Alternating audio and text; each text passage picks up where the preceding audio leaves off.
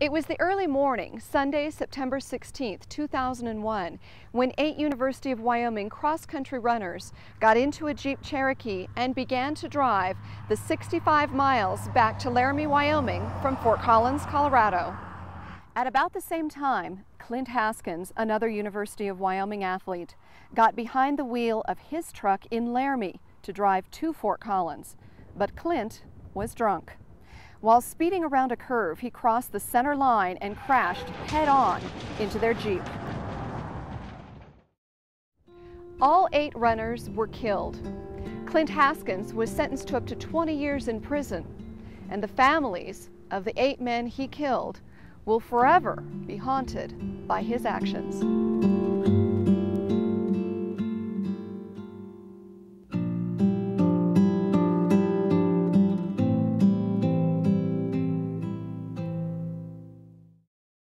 Robbed of their loved ones, the families of the UW8 know all too well the emptiness drunken driving leaves behind.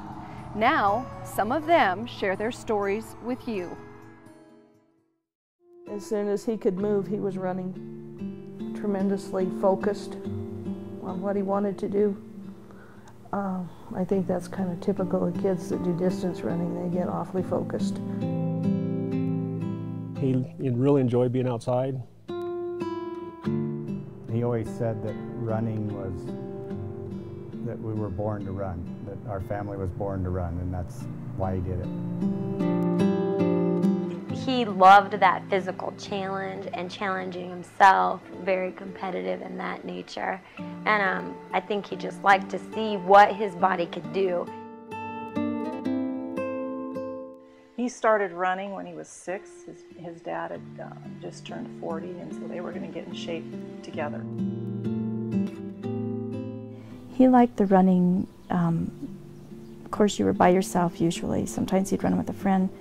But he said it was, you were just at peace with yourself and with nature and with God. And I think that's why he liked running.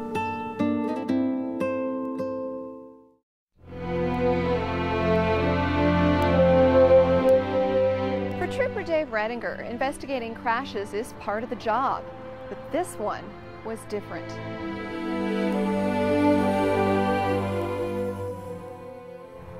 It just exploded. That Jeep opened.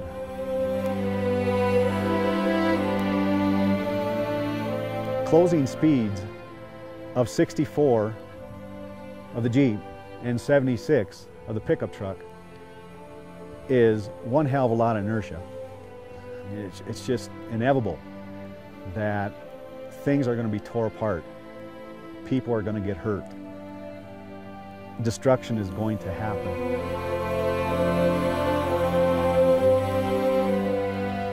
And yes, we see stuff like this, but I've never seen that many bodies in one place. For these families, a knock on their door that Sunday morning brought a moment that changed their lives forever.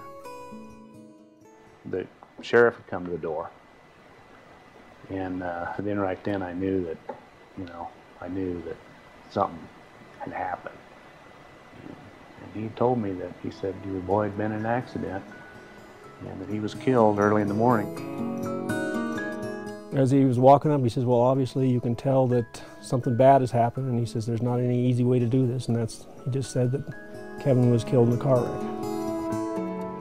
They just wanted to know if we were the Johnsons and if we had a son named Kyle, and I said yes, that we did, and they just told us that he'd been killed in a car wreck. I just kept crying and yelling and said, I know he's not, he's just hurt. You just tell me where he's at, what hospital. He's not dead, I know that. Definitely knew something was wrong, and I wasn't sure how to say it, but she was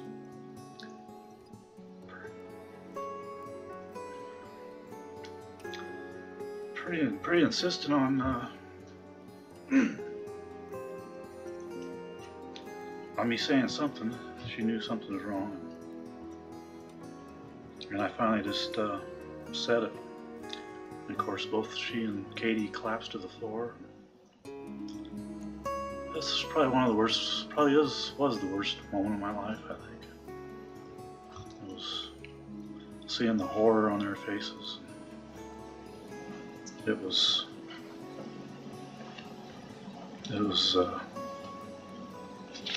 unbelievable. I remember Jim basically just like you'd see in a movie, just going to the floor, pounding the floor and screaming and crying, no, no, you don't mean my child, not my son. You can't mean Morgan, not Morgan. No. I remember thinking or hoping that the 8 boys weren't killed by a drunk driver. That was my first thought, was please, please make it not be by a drunk driver. Because I knew how severe that would be for the person that killed them and what that person would have to go through in their life. And I just didn't want that to be. And when I found out that it was, I was just crushed. Because I just knew that that person was going to live through hell for the rest of their lives for what they did to those 8 boys. But after the outpouring of public support and grief, and after the funerals were over and relatives and friends had gone home, the families of the dead were faced with the reality of loss.